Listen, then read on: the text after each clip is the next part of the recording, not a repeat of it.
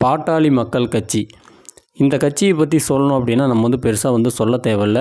இந்த கட்சிக்கு பிறகு நிறைய கட்சிகள் வந்து உருவாச்சு. நிறைய கட்சிகள் வந்து உருவாகி அங்கீகரிக்கப்பட்ட கட்சியாலாம் வந்து மாறிடுச்சு. ஆனால் இந்த கட்சி ரொம்ப நாளாக இருந்துமே பல வருடங்களாக இருந்துமே இன்னைய வரைக்கும் பார்த்தீங்கன்னா ஒரு அங்கீகரிக்கப்பட்ட கட்சியாக கூட பார்த்தீங்கன்னா வந்து மாற வந்து கிடையாது.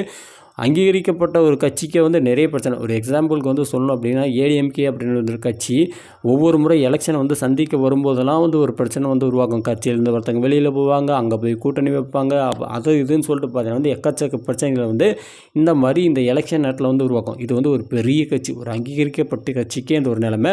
ஆனால் பாட்டாளி மக்கள் கட்சி அப்படின்ற ஒரு கட்சி பார்த்திங்கன்னா பெரிய அளவிலான ஒரு ஓட் பேங்கிங் வந்து வச்சிருந்தாலுமே இன்னை வரைக்கும் வந்து ஒரு அங்கீகரிக்கப்பட்ட கட்சி அப்படின்ற ஒரு இடத்தை பார்த்திங்கன்னா அவங்களால வந்து வாங்க முடியாமல் இருக்காங்க. பின்னாடி உருவான நாம் தமிழர் கட்சியெலாம் இன்றைக்கி வந்து அங்கீகரிக்கப்பட்ட கட்சியாக மாதிரி இருக்குது. விசிகா வந்து ஒரு அங்கீகரிக்கப்பட்ட கட்சியாக மாதிரி இருக்குது. ஆனால் பிஎம்கேவால் வந்து ஆக முடியல. ஸோ இப்படி இருக்கும்போது இன்றைக்கி நடக்கக்கூடிய விஷயங்கள் வந்து பார்க்கும்போது பாட்டாளி மக்கள் கட்சி இனிமேலுக்கு இந்த வாய்ப்பு, அதாவது அந்த அங்கீகரிக்கப்பட்ட கட்சி அப்படின்ற அந்த இடத்தை கூட வந்து அடைய முடியாமல் போயிடுவாங்களோ அப்படின்ற அந்த ஒரு எண்ணம் நமக்குள்ளே வந்து வருது. ஸோ அந்த மாதிரியான விஷயங்களை தான் தொடர்ச்சியாக வந்து இந்த கட்சிக்குள்ளே நடந்துகிட்டே இருக்குது.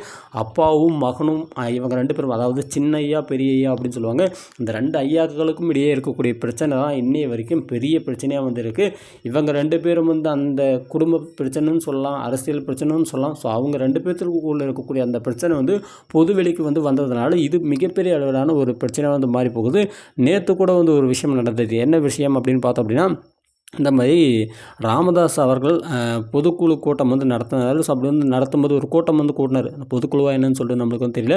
ஒரு கூட்டம் வந்து கூட்டுவார். அப்படி வந்து கூட்டும்போது இந்த சைடில், அதாவது அன்புமணி ஆதரவுக்கு பார்த்தீங்கன்னா அந்த பக்கம் வந்து போக கிடையாது. ஒரு 2-3 பேர் தான் பார்த்தீங்கன்னா வந்து ராமதாஸ் கூப்பிட்டு அந்த அழைப்பு வந்து ஏற்று வந்து போனாங்க. நிறைய பேர் வந்து வர கிடையாது.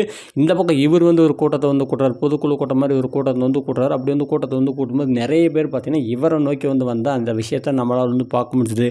ஆனால் நேற்று ஒரு சம்பவம் நடந்துச்சு. என்ன சம்பவம் அப்படின்னா, அன்புமணி அவர்கள் சேலம், தருமபுரி அப்படின்ற இந்த 2 மாவட்டங்களையும் வந்து ஒரு மீட்டிங் வந்து போகிறாரு. ஸோ அப்படி வந்து போடும்போது அந்த மாவட்டத்தில் இருக்கக்கூடிய பொறுப்பாளர்கள் அப்படின்னு சொல்லிட்டு நிறைய பேர் வந்து கலந்துட்டாங்க. ஆனால் அந்த மாவட்டத்தில் இருக்கக்கூடிய எம்எல்ஏக்கள் அப்படின்னு சொல்லிட்டு ஒரு சிலர் வந்து கலந்துக்கவே இல்லை. குறிப்பிட்டு சொல்லணும் அப்படின்னா சேலத்தின் மிக முக்கியமான ஒரு தலைவர் அப்படின்னு பார்த்தோம் அப்படின்னா அருள் அவர்கள். ஸோ இவர் வந்து நேற்று மீட்டிங்கில் வந்து கலந்துக்கலாம். அதே மாதிரி வந்து தருமபுரியில் மிக முக்கியமான ஒரு ஆள் அப்படின்னா ஜிகே மணி அவர்கள். ஸோ அவரும் பார்த்திங்கன்னா நேற்று நடந்த அந்த மீட்டிங்கில் வந்து கலந்துக்கவே வந்து கிடையாது. இவங்க 2 பேருமே இந்த மீட்டிங்கில் வந்து கலந்துக்காமல் எங்கே வந்து போனாங்க அப்படின்னா 2 பேருமே வந்து போய் ஹாஸ்பிட்டலில் வந்து அட்மிட் ஆகிட்டாங்க. அருள் அவர்களுக்கு வந்து உடல்நிலை சரியில்லை, நெஞ்சுவலி அப்படின்ற மாதிரி வந்து அட்மிட் ஆனதாக நினைக்கிறேன். அதே மாதிரி வந்து மணி அவர்களும் பார்த்திங்கன்னா வந்து இதே மாதிரி தான் ஒரு காரணத்தை சொல்லி அவரும் பார்த்திங்கன்னா வந்து ப்ரைவேட் ஹாஸ்பிட்டலில் வந்து அட்மிட் ஆகியிருக்காங்க. இவங்க 2 பேருமே தீவிரமான ராமதாஸுடைய சப்போர்ட்டர்ஸாக வந்திருக்காங்க. அது ஜிகே மணி அவர்கள்லாம் வந்து சொல்லணும் அப்படின்னா சின்ன வயசுலேயே ஒரு குட்டி பையனாக இருக்கக்கூடிய அந்த ஒரு காலகட்டத்துலேருந்தே இந்த கட்சியில் ரொம்ப ரொம்ப கஷ்டப்பட்டு உழைச்ச ஒரு ஆள்.